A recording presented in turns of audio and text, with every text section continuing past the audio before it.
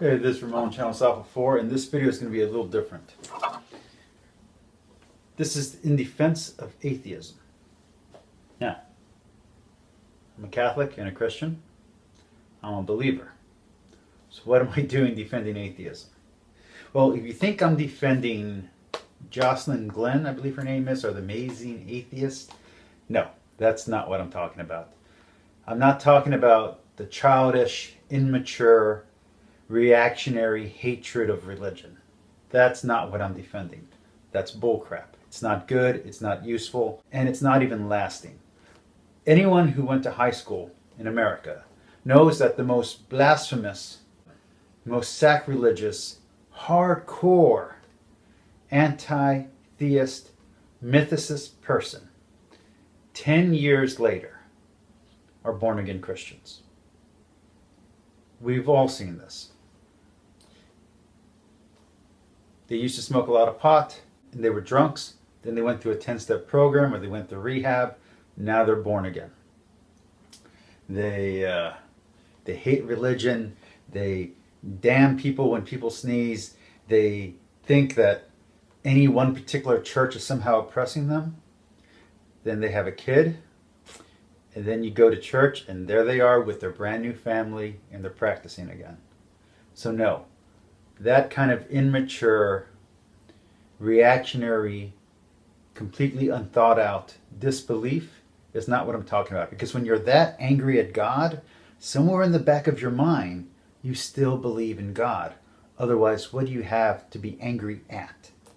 That's not what I'm talking about. That's low atheism. I'm talking about well-educated, well-thought-out atheism. I'm talking about well thought out, well nuanced atheism. Because people will say, especially religious people, that atheists can't have ethics, that atheists don't have morals, that somehow they'll be lost and they won't have meaning in their life, and all this crap that just isn't true. And if you're going to go after atheists, religious people, and I'm going to make a video later specifically talking to Catholic apologists, because I'm a Catholic and I don't like what some of the Catholic apologists are saying as a way to undermine rationality. It's not a good way to go. So let me tell you about some of my favorite atheists. I love the Stoics. Stoicism is a great philosophy. Humanism is a great philosophy. I'll give you Hegel and Saltaire for existentialism. These are great, sound philosophies that have changed the world into a postmodern world. We are living in the consequence of their philosophies. You want another strong atheist? Nietzsche. Nietzsche actually helped me become a better and more dedicated Christian, because he's just doing mind tricks. And he's like, if he can get you to stop believing through a simple mind game, through a simple word game, then you never really believed in the first place. That's Nietzsche's argument. Nietzsche's brilliant. No. Well thought out, moral, ethical atheism can actually heighten someone's experience by making them believe, by making them feel that this life is so precious and so valuable that there is no other life. So therefore every moment must be kept and heightened and enjoyed to the fullest. Is there low philosophical atheism? Of course. There's hedonism. There's nihilism. There's anarchism. Yes, there are low forms of atheism. But not every form is a low form. And not everyone who's an atheist is somehow hungry for belief.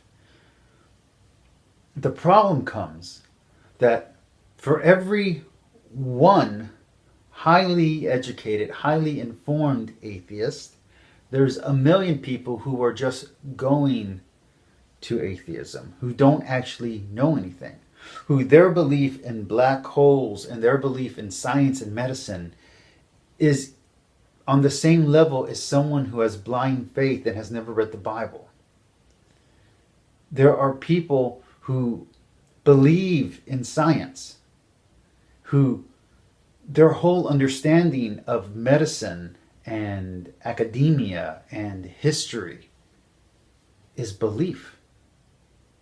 And so the postmodernists get a grip on them and can turn them into these anti-societal, anti-civilization, anti-Western people. Anti-development, anti-cultural, anti-patriarchal, anti-feminist people.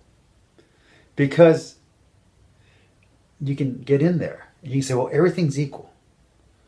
Nothing means anything. Anything can mean anything. And there's no proof that the past existed. Well, that's dangerous, especially to an uneducated, untrained mind. A mind that is undisciplined.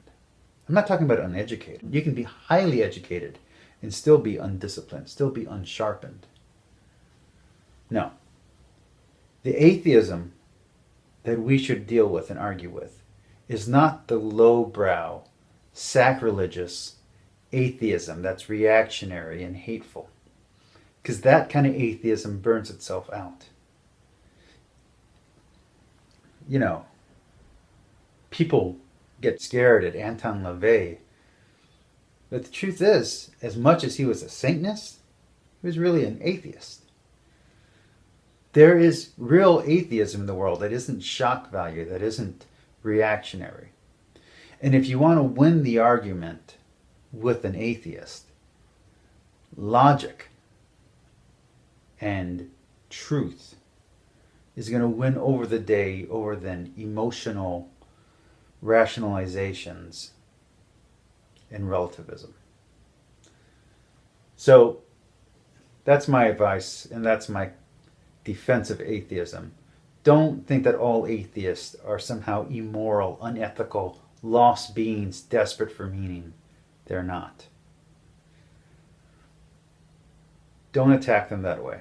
Because when they attack us, believers, and they attack what they view as the lowest common denominator of a religious person, and we defy those understandings, and we show them that base level of understanding is not a common thread throughout all religious people, that's how we push back. By being the better person. Not by denigrating strong, well-founded beliefs.